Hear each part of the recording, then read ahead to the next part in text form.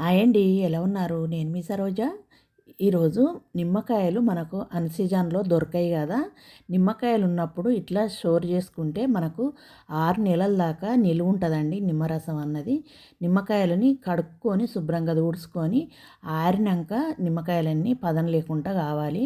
ఆరినంక అన్నీ రసం తీసుకోవాలి. అట్లా కోసుకొని రసం తీసుకున్నాక ఒక పొడి డబ్బాలో మనం గ్లాస్ దాంట్లో కానీ లేకపోతే బాటిల్లో కానీ దేంట్లో అయినా మనం స్టోర్ చేసుకోవచ్చు.